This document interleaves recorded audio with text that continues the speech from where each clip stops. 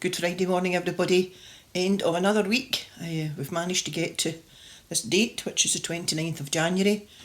So that must be February, March, 10 months now that we've really been in lockdown and haven't seen people. So I hope people are feeling not too bad. I know it's a difficult time for everybody. We don't see any end to it really at the minute, but I know I have heard of lots of people in our congregation who have either had their vaccinations this week or are going next week or the week after. So hopefully if you're over 70 at all, up to any age, then you know when your vaccination is coming, and then those of us in the next groups down are waiting to see when they're going to get round to us. So I'm glad that people are taking up the option. I know that I've heard of one or two people who are having to go to the Ali McCoist, nearly forgot his name there, Ali McCoist, but heard yesterday that there are some people in the congregation who have had to go to Fernhill, and some people are having to go to somewhere in Rutherglen. So wherever you've got to go, if you're stuck, let us know, because I have heard that there is a taxi company who are willing to take people if they've got no transport. But I think they are trying to make sure that everybody has either got transport themselves or is on a bus route. So don't be stuck if you need help to get your vaccination. I want people to please think of Gil and Sheena today.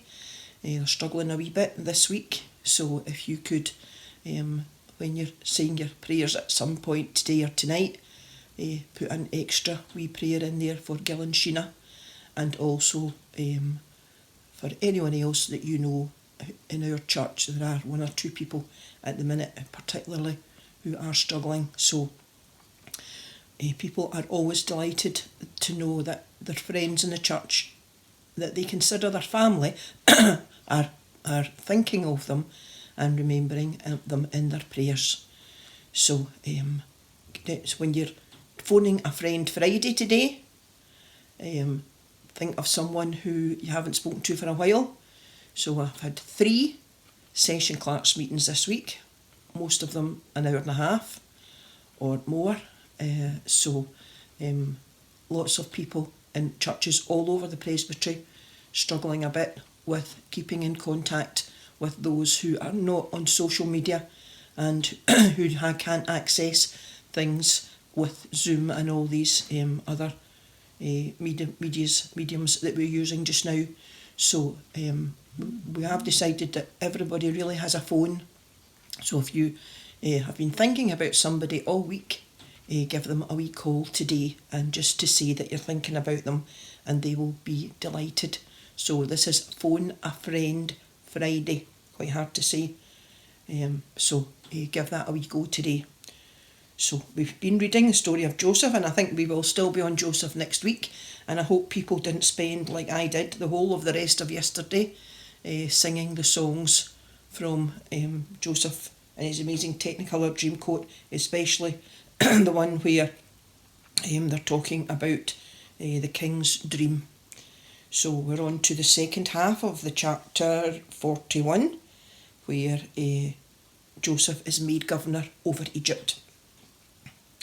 The king and his officials approved this plan, and he said to them, "We will never find a better man than Joseph, a man who has God's spirit in him."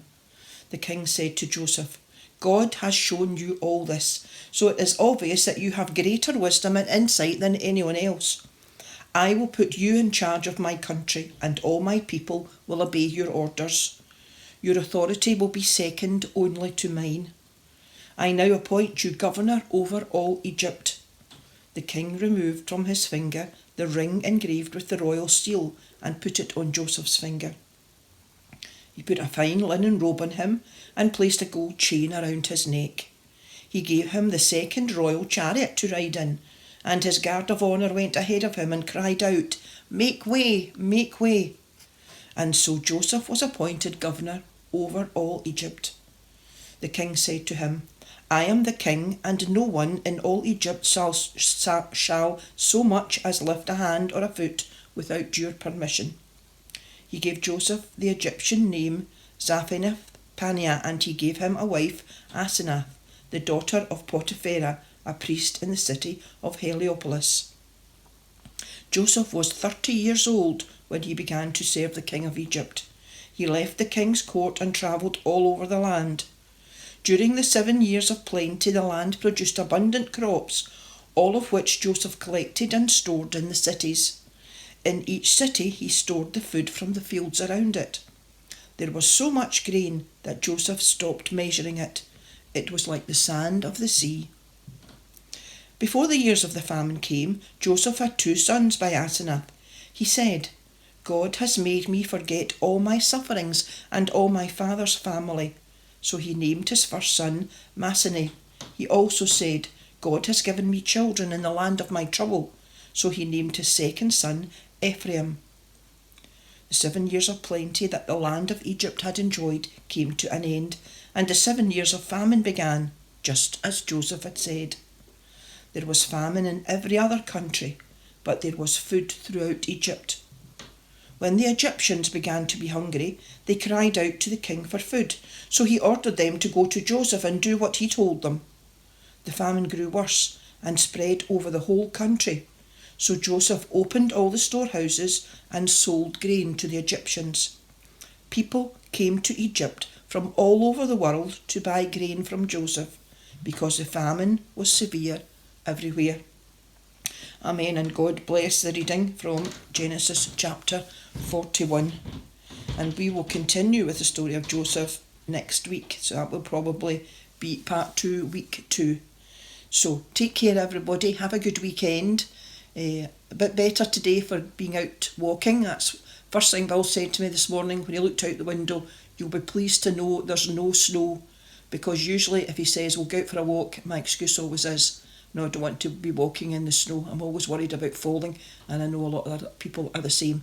So there's no snow today, so you'll be able to get out a walk if you want to do that. Just a reminder that there is no message on a Saturday, and on Sunday the service will be on the phone line, it will be on Facebook pages, and it will be on the website. You know where we are. Give us a phone if you need anything. And other than that, we will see you on Monday. I'm just trying to think, 30 days, September, April, June, November, 29, 30, and that might be the 1st of February. So we will see you next week, and what I think, quickly calculating, and I might be wrong, will be next month. So we will see you then. Take care. Bye.